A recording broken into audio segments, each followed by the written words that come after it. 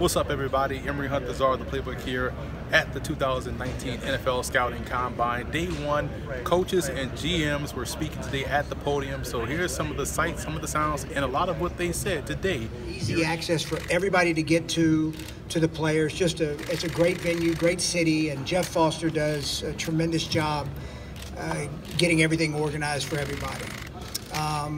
Been a good, since last time I visited with all of you, it's been a good, 6 to 8 weeks. I can't remember how long it's been, but it's been a good evaluation period for all of us. I talked a lot about how we reset and we go through a thorough evaluation of everything we do.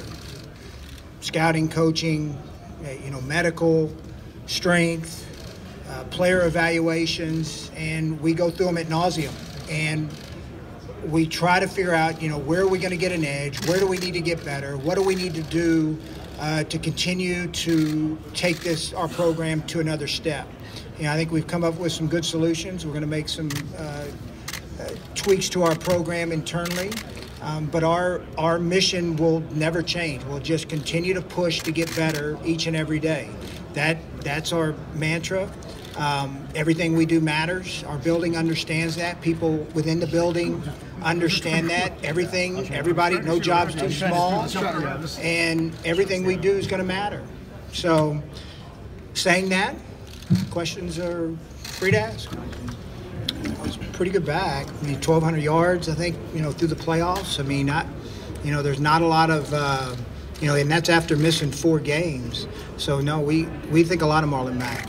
We think he can play on all 3 downs. We think he can carry the load. With that mindset, Coach. In your NFL world, is this a normal offseason for you after that normal last year? I don't know. I've gotten so used to chaos and dysfunction. It's been good. Look, after the year, I kind of said it. It's kind of nice to be able to have some consistency, not only from a coaching standpoint, from a scouting standpoint. The roster's starting to get more stable. All that. Now we can really start digging into how do we improve and get better. No, I get it. I don't know. I think it depends on how big the risk, who the player is. What are the players' motives is coming in the building? Look, I've talked about this ad nauseum. We have a very strict criteria of what we want to bring in. We want players that want to get better, want to be great, that want to be part of the team, that are willing to sacrifice, sometimes their individual stats, for the betterment of winning and being a good teammate. If they fit into that criteria, absolutely they'll fit in. But it is going to be a strict criteria, and I think the locker room is looking at every moment who you bring in. Absolutely. We all, at the end of the day, winning is what drives us all. And the locker room wants to win, and they want to add as much talent too. But saying that, they want to add talent that fits in, with what we stand for. That you guys got rewards for. What did you learn from him in your time with him on that front? Well, I think you can just, not just John, but I think you can go all the way back to my roots in Kingsville, Texas, where at A&M Kingsville, we had a lot of second, third chance kids that had made mistakes along the way. And I talked at a women's symposium yesterday about, why we got into football. Why did you get, it wasn't to be a GM. I didn't get in this to be a GM. I got in it because I cared about kids. I wanted to make players better, wanted to make them better men. Guys make mistakes. They do.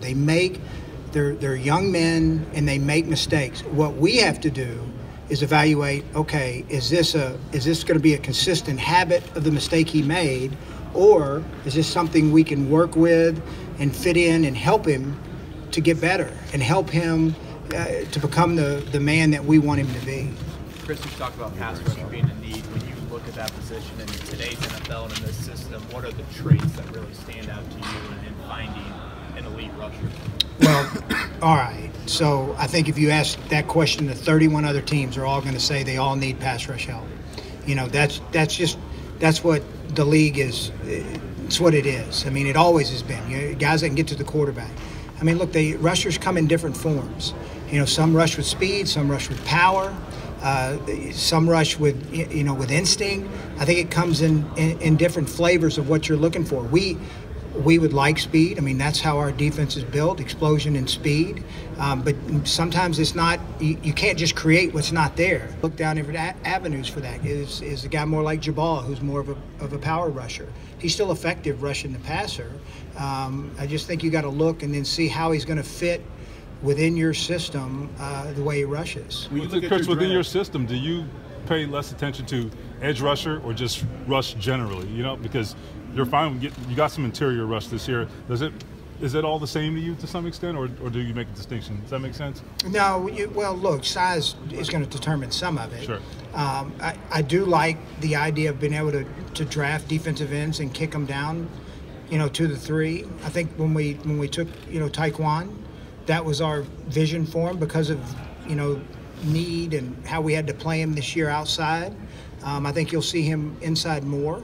But, I mean, you'd like to be able to rush from all 4 spots, not just one spot, because it's too easy to scheme, chip, slide to protection. There's too many things offenses can do if you only have one rusher. With 11 picks last year, 9 more this year, is it now a time where you look at, okay, we can give up some picks if we really like a guy, whereas last year it felt like you were just trying to get as many as possible? I like them picks. I think it just depends. I mean, I think on draft day, you figure out, I mean, you formulate a plan of who you have targeted, where can we get them, do we have to move up or can we move back?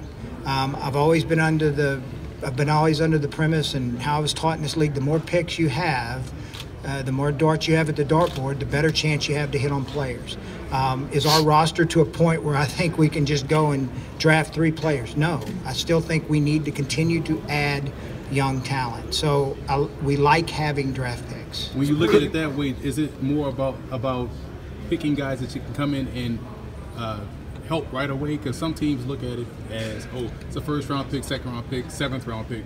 But you look at it as 7 to 11 chances to get the team better. Is that the right way that you look at it, and that's how you're supposed to kind of build your team? I think everybody has a different perspective on when they draft a player, but I'd hope, you know, we have a plan for every guy we draft. Like, I think every guy we bring into building has some unique trait about not only him as a player, but as a person.